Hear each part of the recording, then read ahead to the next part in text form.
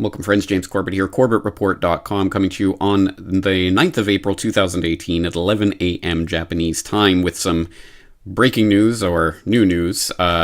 Specifically, as the New York Times puts it, as Trump seeks way out of Syria, new attack pulls him back in, reporting on how days after President Trump said he wanted to pull the United States out of Syria, Syrian forces hit a suburb of Damascus with bombs that rescue workers said unleashed toxic gas. Within hours, images of dead families sprawled in their homes threatened to change Mr. Trump's calculus on Syria, possibly drawing him deeper into an intractable Middle Eastern war that he hoped to leave.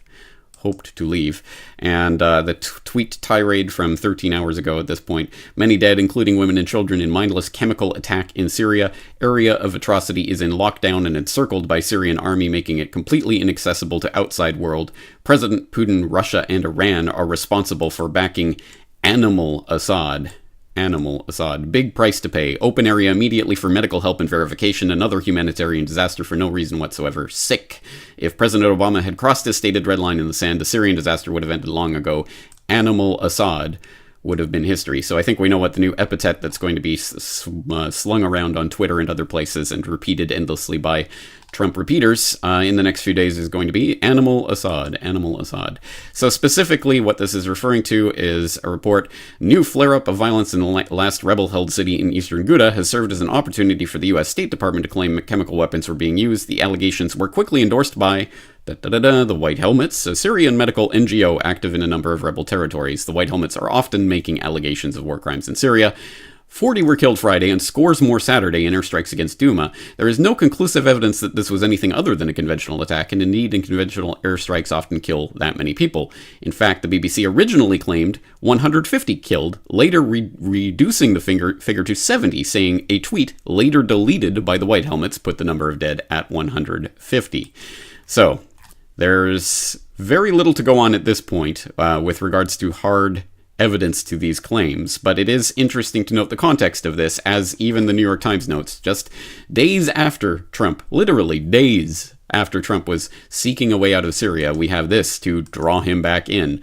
Just a reminder for people who forget from all of, 5-6 days ago, Trump seeks Syria pullout as advisors warn of hard work ahead. Trump said on Tuesday he wanted to get out of Syria, but offered no timetable and was quickly slapped down by military officials. Trump reportedly wanted immediate pullout from Syria, but military officials are fighting back.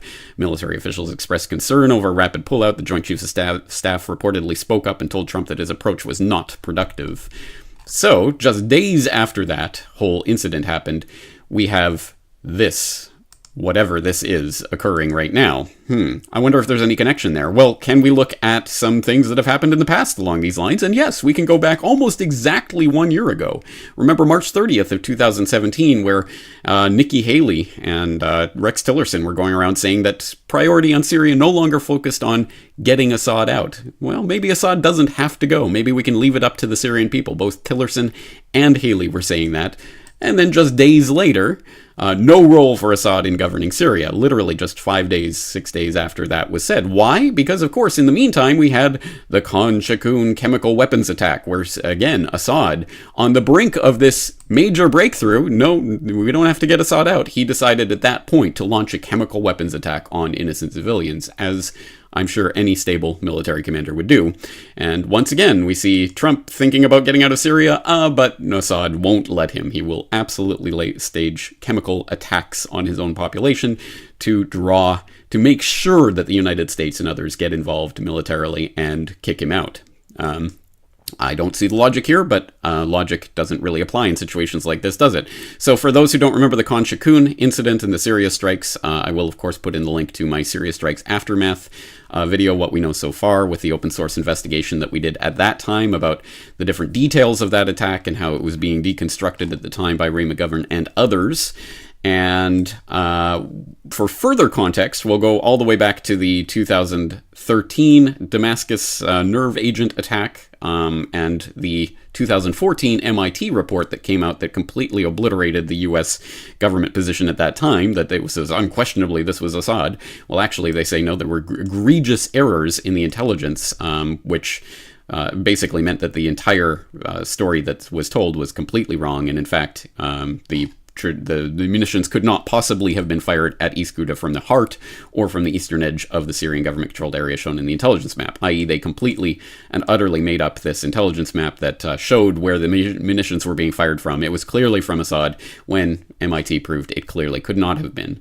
So these kinds of claims go back and back and back, even 2012, even before that 2013 claim. We had chemical weapons allegations and the infamous red line. I did a GRTV report at that time dissecting those lies, so I'll put that report in as well for further context to what is happening right now. But I think what we have to do right now is exactly what we did last year, which is collect the information that's coming out. We have a brief window of opportunity, perhaps, to actually find some verifiable, documentable evidence about what did and did not happen in this eastern Ghouta area, in the suburbs of Damascus. We will have some brief window of opportunity where some reporting might get out. So I want to collect that in an open source investigation.